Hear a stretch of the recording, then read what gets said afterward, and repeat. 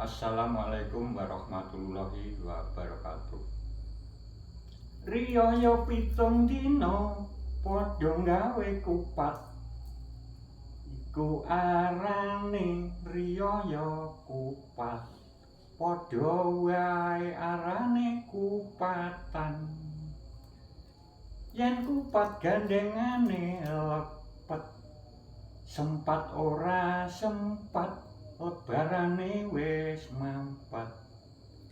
Yen kupat asale saka beras, dongane padha seger waras. Yen lepet asale saka ketan, kabeh do balik ngenekno kegiatan urusan pegawean kanggo nyukupi kebutuhan sandang pangan lan papan, uga kebutuhan barang-barang kemewahan. Dulur-dulur, lah kupat ki lek riyaya pitung dina di enekno kupatan. Dina ki enek 7. Lah wingi riyayane mulai dina Senin. Lah dihitunge sampai 7 dina. Lah mulane dienekne kupatan. Kabeh mau enek awalan ya enek akhiran. Enek pertemuan ya ana perpisahan. Enek wiwitan ya enek pungkasan. Mulane wiwitane salat Idul Fitri. Lah pungkasane ya dienekne kupatan niki.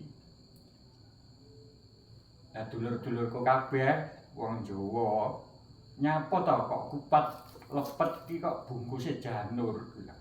Sejatine lelurit dhewe mbiyen ya kabeh memang ninggalno pesen. Apa sebabe kok diadahi janur? Bungkuse kok janur. Sejane para leluhur kabeh kuwi mung nduduhake. Nur ki iso sinar, iso cahaya, iso diarani suasana. Lelek wis riyayane wis dipungkasi nganggo lepet iki mang.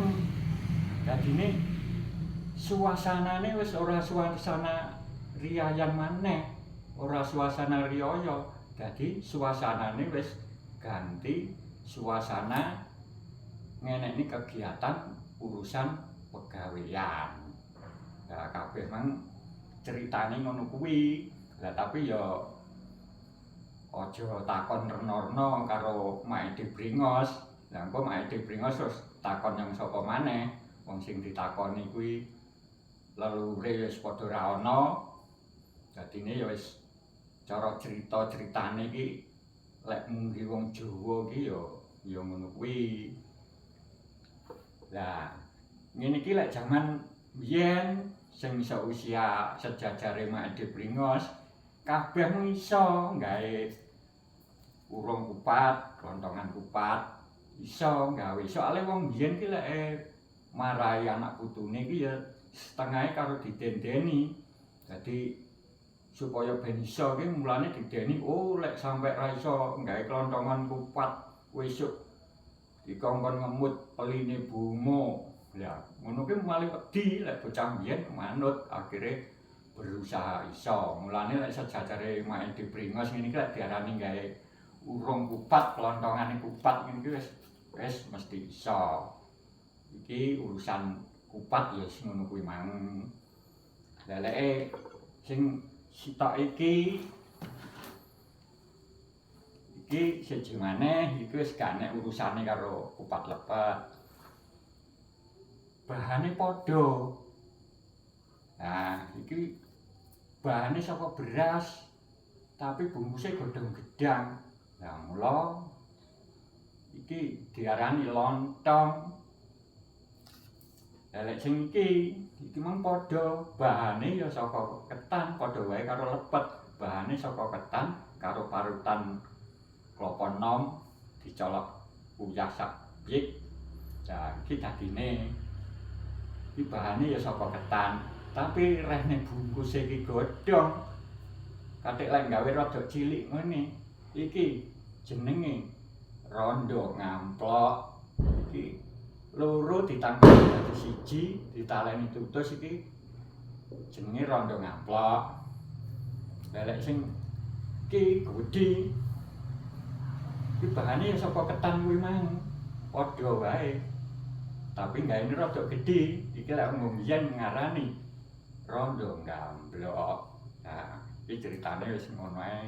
Dulur-dulurku kabeh sing ijik ngukui Jawa lah ya cek Jawa dadi lek urusan kupatan iki ya wis ngene iki dadi wis mungkasi dina riyaya urusane wis ganti urusan pegawean maneh.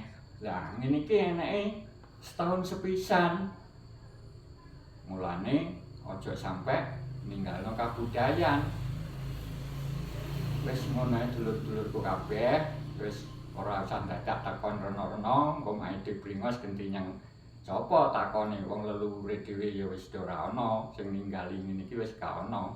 Dadi isane generasi penerus kaya awak dhewe ya isine mung nerusne kabudayan iki, kabudayan Jawa.